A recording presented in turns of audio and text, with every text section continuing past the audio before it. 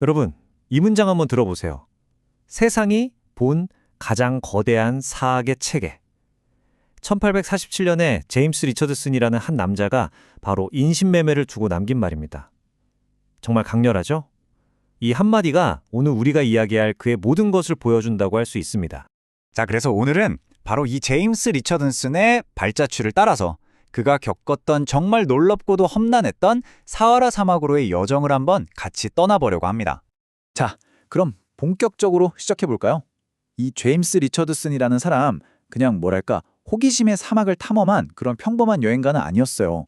그에게는 아주 깊고 또렷한 도덕적인 목적이 있었거든요. 그의 여정은 처음부터 끝까지 바로 노예제라는 거대한 악에 맞서기 위한 그야말로 하나의 사명이었습니다. 아니 그럼 대체 어떤 사람이길래 그런 생각을 했을까요? 리처드슨은 스스로의 삶의 원칙을 동료에게 유용한 존재가 되는 것이라고 말했어요. 그리고 그런 그를 세상에서 가장 혹독하다는 사하라 사막으로 이끈 동력이 뭐였냐면 바로 그의 마음속 깊이 자리 잡고 있던 억압에 대한 타고난 증오심이었습니다. 목표는 아주 명확했죠. 사하라 노예무역의 그 끔찍한 실태를 세상에 낱낱이 알리는 것. 바로 그거였습니다. 이렇게 뜨거운 사명감을 품고 이제 현실에 첫 발을 내딛는데요. 그런데 막상 시작하려고 보니 그의 앞을 가로막은 건 거친 사막의 자연 환경, 이런 것만이 아니었습니다. 그보다 더 답답한 게 있었으니 바로 인간이 만든 관료주의라는 거대한 벽이었죠. 북아프리카에 딱 도착하니까 거기 있던 유럽인들이 그를 보자마자 뜯어말리기 시작하는 거예요. 왜냐? 그 사람들 눈에는 리처드슨의 계획이 그냥 나 죽으러 갑니다 하는 거랑 똑같았거든요. 거기 가면 타는 듯한 태양과 열병 때문에 죽을 겁니다.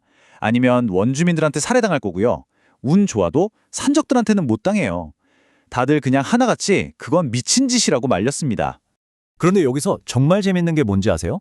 그의 여정을 막아선 첫 번째 진짜 장애물은 사막의 모래바람이나 그런 게 아니었어요. 바로 사람이었죠. 트리폴리의 총독 파샤였습니다. 이 파샤가 온갖 핑계를 다 대는 거예요. 아이고 거긴 도적들이 들끓고 정치적으로도 너무 불안해요. 그리고 날씨, 그 살인적인 더위는 어떡하고 하면서 리처드슨이 아예 사막에 발도 못 붙이게 막으려고 했던 거죠. 그래서 출발부터가 정말 순탄치가 않았습니다. 이 타임라인을 보시면 그 과정이 딱 보이는데요. 5월 7일, 트리폴리로 가려던 배가 엄청난 폭풍을 만나서 좌초되고요. 겨우겨우 열흘 만에 트리폴리에 도착했더니 이번엔 아까 말했던 그 파샤가 발목을 잡는 겁니다. 여권 하나 받는데 무려 2달 넘게 걸렸어요.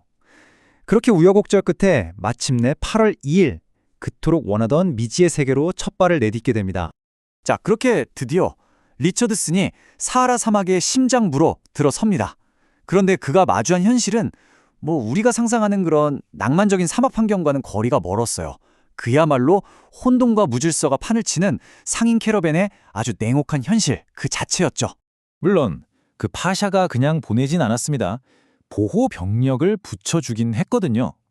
사막의 무시무시한 도적들로부터 그를 지켜줄 어떻게 보면 유일한 희망이었죠. 그런데 과연 정말 그랬을까요? 리처드슨이 기록한 걸 보면요. 그 소위 무적의 호위대라는 사람들의 모습이 정말 말이 안 나올 정도였습니다. 굶주려서 삐쩍 마른 데다 얼굴은 새까맣게 그을렸고 들고 있는 총은 쏘면 계속 불발되는 낡아빠진 화승총이었어요. 옷은 다 누더기였고 심지어 신발도 없는 사람도 있었죠. 이게 그의 목숨을 지켜줄 군대의 실체였습니다. 리처드슨은 오히려 그들을 보면서 터키의 폭정 아래 고통받는 비참한 희생자들이라며 안타까워했습니다. 이건 리처드슨이 직접 쓴 글인데요. 나는 웃음이 터져나왔다. 참 기가 막히죠? 이게 바로 그의 심정이었습니다. 상황이 얼마나 위태롭고 또 황당했으면 웃음이 나왔을까요?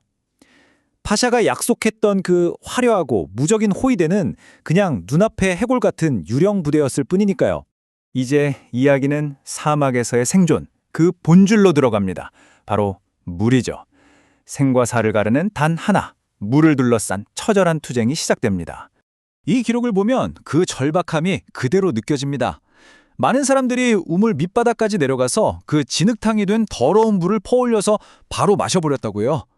리처드슨 자신도 너무 목이 말라서 그 물을 탐욕스럽게 들이켰다고 할 정도였으니까요. 사막이라는 곳이 바로 이런 곳입니다. 인간의 평방한 기준 같은 건 순식간에 사라져버리죠. 결국 터질 게 터집니다. 바로 이 물 때문이에요. 호위대 병사들의 물이 다 떨어지자 이 사람들이 돌변하는 거예요. 자신들이 보호해야 할 상인들의 물을 힘으로 빼앗기 시작합니다. 그리고는 급기야 리처드슨의 물통에까지 손을 대죠.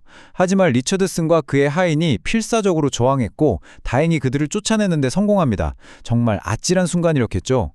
자, 지금까지는 사막에서의 육체적인 고난에 대해 이야기했는데요. 사실 리처드슨의 시련은 여기서 그치지 않았습니다.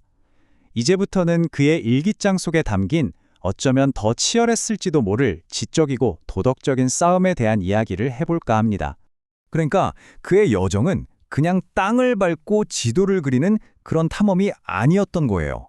그의 일기를 들여다보면 그가 스스로 속해 있던 소위 문명세계의 위선에 대해 얼마나 깊이 고뇌했는지가 드러납니다. 그렇다면 리처드슨은 이 끔찍한 노예무역 비극의 진짜 책임자가 누구라고 봤을까요? 그의 시선은 정말 날카로웠습니다. 예를 들어 그는 스코틀랜드의 자유교회를 향해서는 정말 신랄한 비판은 퍼부었어요. 왜냐? 미국의 노예 소유주들한테서 돈을 받았거든요. 그걸 두고 불쌍한 아프리카 아이들의 피와 뼈 위에 자신들의 자유를 세웠다고 비난했죠. 반면에 노예제 폐지에 앞장섰던 퀘이커 교도들은 기독교의 인도주의를 가장 훌륭하게 실천했다면서 아주 극찬을 했습니다. 이처럼 그는 위선에 대해서는 그게 누구든 어디든 가차 없었습니다. 그리고 더 놀라운 점은 따로 있습니다. 바로 아프리카에서 이슬람 교도들이 한 역할에 대한 그의 시각인데요. 정말 놀랍도록 균형이 잡혀 있어요. 물론 그들이 노예 무역에 가담한 것에 대해서는 아주 날카롭게 비판합니다. 하지만 동시에 그들이 아프리카에 기여한 긍정적인 면도 분명하게 인정했어요. 예를 들면 유일신 사상을 전파하고 사람을 제물로 바치는 끔찍한 풍습을 없애고 또 읽고 쓰는 법이나 정부 체계를 도입한 것들 말이죠. 그리고 마침내 이런 말까지 합니다. 무하메드 교도들은 우리 자신보다 아프리카를 위해 무한히 더 많은 일을 했다. 이거 정말 대단한 말 아닌가요? 당시 유럽인들이 가지고 있던 우리가 아프리카를 문명화시켜야 한다는 그 우월감에 정면으로 돌을 던지는 굉장히 도발적인 발언이었던 거죠. 자, 이제 이 길고 험난했던 여정의 첫 번째 구간, 그 대미를 장식할 클라이맥스로 가보겠습니다. 목적지는 바로 사막의 보석이라 불리는 오아시스 도시 가다메스입니다. 그곳을 향한 마지막 사투가 펼쳐집니다. 가다메스에 거의 다 와서 그 마지막 길이 정말 지옥 같았다고 합니다. 험준한 산악지대를 지나 오아시스까지 가는 그 나흘 동안 모두가 극심한 고통과 탈진에 시달렸습니다. 이 기록을 보면 그때의 심리적인 고통이 얼마나 컸을지 짐작이 갑니다. 길잡이인 무하마드에게 계속 물었대요. 마을까지 얼마나 남았어? 그러면 그가 이제 3시간 남았습니다. 라고 대답하는 거죠. 그런데 2시간이 지나서 다시 물어봐도 대답은 여전히 3시간이었다는 겁니다. 정말 사람 미치게 만드는 희망 고문 같은 상황이었겠죠. 그리고 마침내 그들은 도착했습니다. 리처드슨은 짧게 기록합니다. 처음으로 가다메스를 보다. 이 한 문장에 그 모든 고통과 감격이 다 담겨 있는 것 같지 않나요? 네, 이렇게 리처드슨은 첫 번째 목표 지점인 가다메스에 도착했습니다.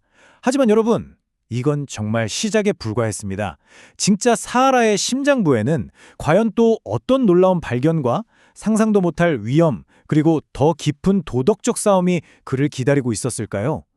그의 진짜 여정은 이제부터가 시작입니다.